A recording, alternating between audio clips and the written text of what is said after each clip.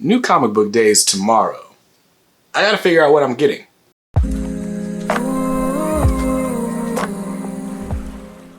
What's up guys, BJ Kicks here. I buy comics, I read them, and I review them, all for your viewing pleasure. So if you're new here, welcome. And if you're not, welcome back. On this channel I do comic book unboxings, reviews, haul videos, and everything in between. So you should definitely hit that subscribe button, then hit the bell icon so that you're notified whenever new YouTube videos go live on my channel.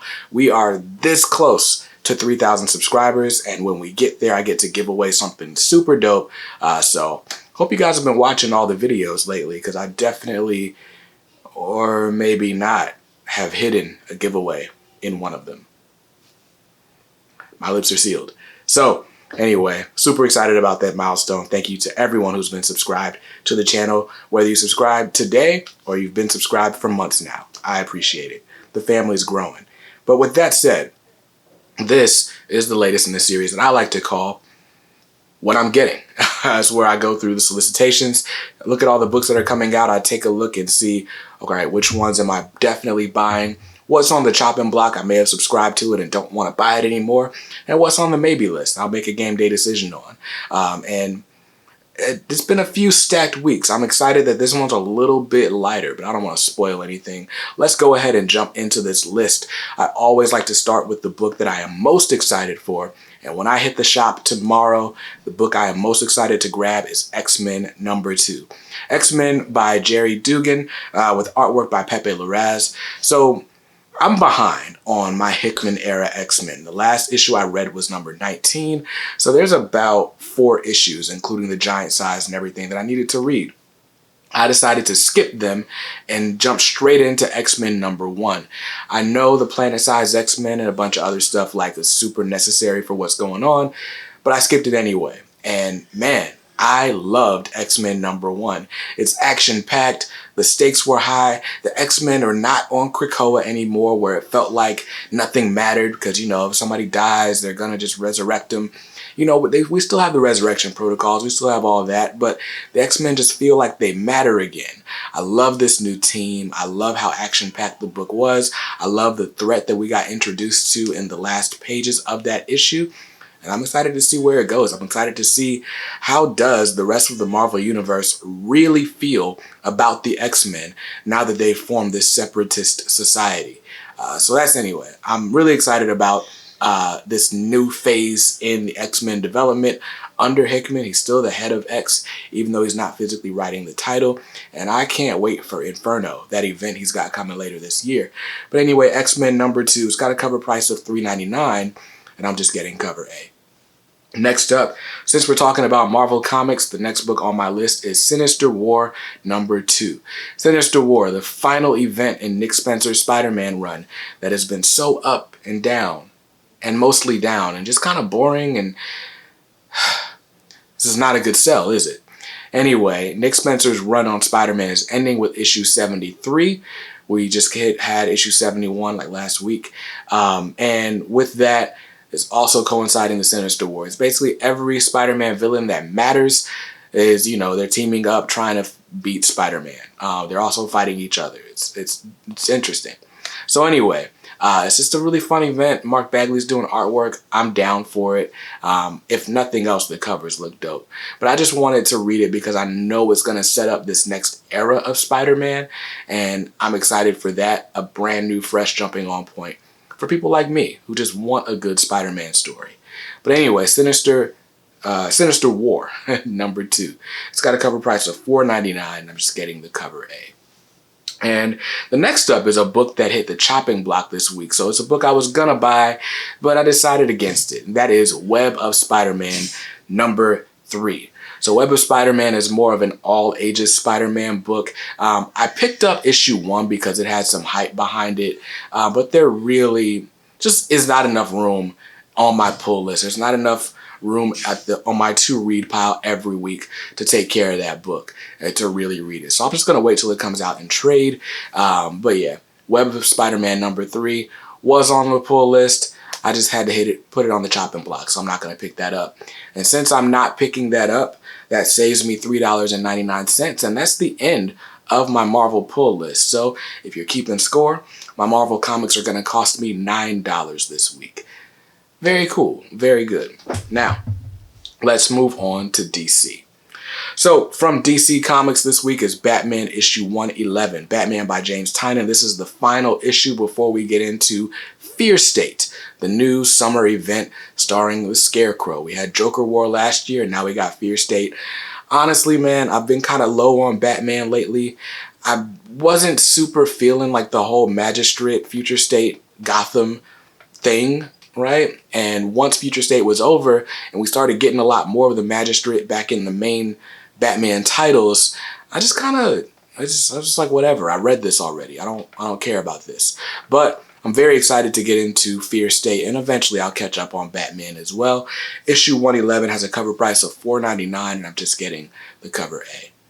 Next up from DC Comics is another book that's on the chopping block. I was going to buy it, now I'm not. This is Batman, The Adventures Continue, Season 2, Issue number 3. So Batman, The Adventures Continue, or Bat-Ventures as I'm calling it, is basically a continuation of the Batman animated series, taking stories that we know or may be familiar with and sometimes are just brand new to comics and taking them out of just regular comics continuity and putting them in the DC animated universe. So season 1 got us the introduction of Jason Todd, aka the Red Hood.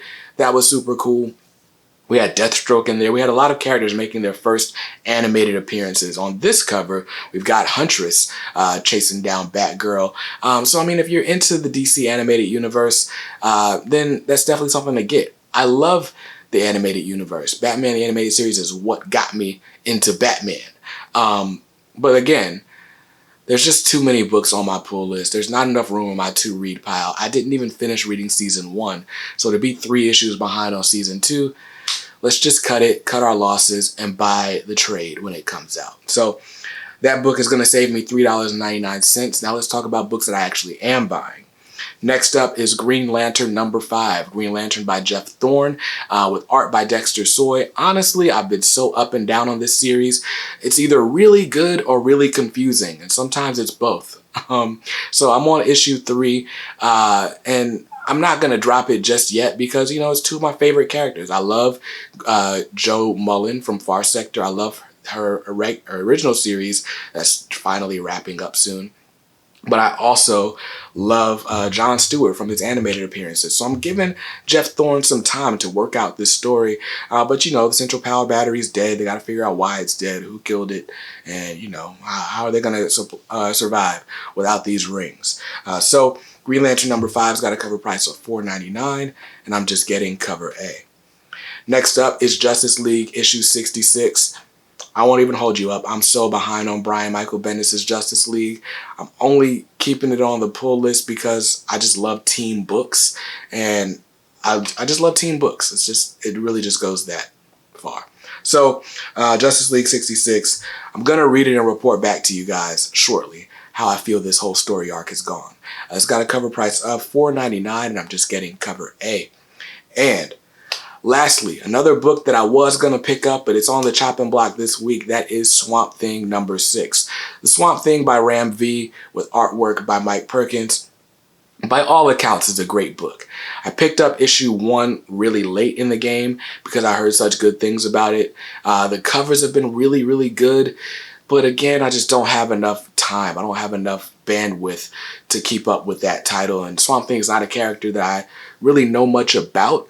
And so I just decided to drop it. This is actually going to be a 10-issue miniseries. So I've got the first 5. I know that's going to be the first trade paperback. I'll wait for the second one as well, but I'm going to stop picking up this series as an ongoing. That's got a cover price of $3.99, but I'm not grabbing it. So with all the books that I dropped this week, my DC Comics total is just $15. So not bad. We're not bad. I might finally be under budget. It's taken a long time. Chopping these books on the chopping block is definitely hard to do, but it's paying off, literally. So next up, we talked about Marvel, we talked about DC. Now it's time to talk about the independent, smaller publishers, creator-owned, you know, that whole category, right? So first up is Firepower issue 14. Firepower from Robert Kirkman. It's been a fun series. I'm super behind. Honestly, like with as behind as I am on this series, I might as well wait for trades, but I just like it too much to stop buying it. So I'm going to buy it. It's got a cover price of $3.99 and I'm getting cover A. There's only one cover. Next up is a book that I am dropping. So the chopping block is real this week, you guys. I told you I was going to get back under budget, and by any means necessary, I'm doing it. So GEIGER #5, GEIGER written by Jeff Johns with art by Gary Frank, colors by Brad Anderson. On paper, that is just an amazing book. But I've not read a single issue of it. I've got 4 issues sitting in my to-read short box, and there's just no point, right? This book actually has a 5-issue trade coming out, I believe, in November or December. And that's only going to be a $10 trade from Image Comics. So I might as well save some money. I'm paying $4 an issue for a book that I'm not reading. Let's just get the trade and save some cash. So GEIGER #5 has a cover price of $3.99. And I'm just showing you cover A. Next up, 7 Secrets number 11. Number 2 in Roman numerals. But anyway, 7 Secrets #11, written by Tom Taylor, art by Danielle Dinaculo. I've really been enjoying 7 Secrets, even though I'm about 3 issues behind. It's fast-paced, it's high stakes, it's espionage, it's action, it's like Mission Impossible with political, like, there's just a lot going on there. I really love it. Tom Taylor's my favorite writer. I will pretty much pick up anything with his name on it here lately. So 7 Secrets is a no-brainer. That's got a cover price of $3.99, and I'm just getting cover A. Next up is a book that I was gonna drop, but I mean, it's the last issue in a 5-issue miniseries, and who am I to leave a set broken? Skybound X #5. Is it Skybound X or Skybound 10? Are we gonna clarify that? I guess not, since we're in the final issue. But anyway, celebrating the 10th anniversary of Skybound, you got a bunch of returns to a bunch of different Skybound titles. The last issue had a preview from Excellence, which was super dope. And like I said, I was going to be done with that series after issue 4, but I figured I might as well complete the set since I've gotten this far. It's got a cover price of $4.99, and I'm just getting the cover A. Next up is a book that I actually already paid for. That's dope. From Bad Idea Comics, this is Tankers #3. Tankers written by Robert Venditti. Honestly, it looks like a lot of fun. It's dinosaurs and explosions and robots. Like, it's everything that just seems like it would be a lot of fun. I stopped reading the Bad Idea comics when I got behind on my pull list, because if I have to prepay for the comics, there's no point of me reading it to see if I'm going to like it before I buy the next issue. I already bought it. So I'll read all the Bad Idea comics basically together as trades whenever I'm feeling like it. And you'll hear about them on the Retro Review series. So Tankers #3's got a cover price of $5.99. Good Lord. Good thing I already bought it. And that's the cover A.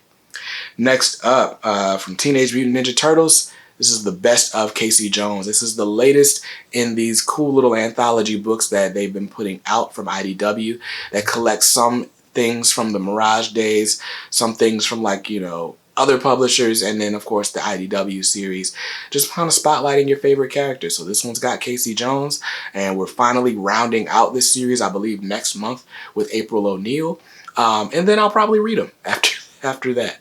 My favorite's Raph. I did read the Raph book and I loved it. I mean, it's all repurposed content. There's nothing new. You're not going to learn anything new if you already had these books originally, but if you're someone like me who's a fan but never read Turtles and comics prior to IDW, then these books are a treat. You should definitely get one. This one's got a cover price of $5.99, and there's only one cover. That's the one I'm getting.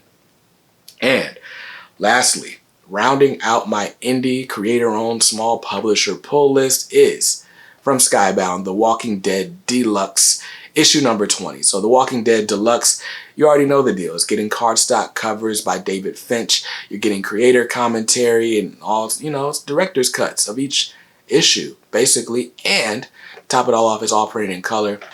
I'm loving it. I've been reading it here and there. Nothing like, I'm not super deep into it. Out of 20 issues, I may have read 5. But I've enjoyed it, so I keep buying it because chances are it's not going to be collected anytime soon. So Walking Dead Deluxe #20 has a cover price of $3.99, and I'm just getting the cover A. And that rounds out my indie and small publishers pull list. And my total from these indies because I'm not buying GEIGER and I already paid for Tankers, so I don't have to pay for it tomorrow. I'm only coming out of pocket $23 for my indie pull list. Yo, I'm under budget this week. This brings me to a grand total of $47. That gives me room to buy some random variant that Dan's gonna sell me. It also gives me room to buy some random hardcover that Dan is also gonna sell me. Dan at Ultimate Comics Raleigh, like, we're homies, but you definitely sell me things I don't need. But we're homies, and I appreciate it. I always love the things that I buy. It's kind of the motto, isn't it? What's on your pull list this week, guys? I want to know what you're picking up, what you're most excited to read. What did you drop? What title did you decide I'm not buying it this week? Let me know in the comments below. While you're down there, check out the description. I got a bunch of cool stuff there. You can check out my Amazon shop to get into really cool, inexpensive stories, get your comic supplies, check out our channel sponsors, Organic Price Books, Mainstream Comics, or even pick up some posters or something at Zabi. Very, very cool things going on. And don't forget to join the K-Squad to be eligible for exclusive giveaways and other fun things. I'll see you in another video very soon. Until then, I hope you saw something you liked. If not, hey, that's cool. So you can always buy what you like. Make sure you read what you buy. And be nice to others, because kindness makes the world go round. Peace.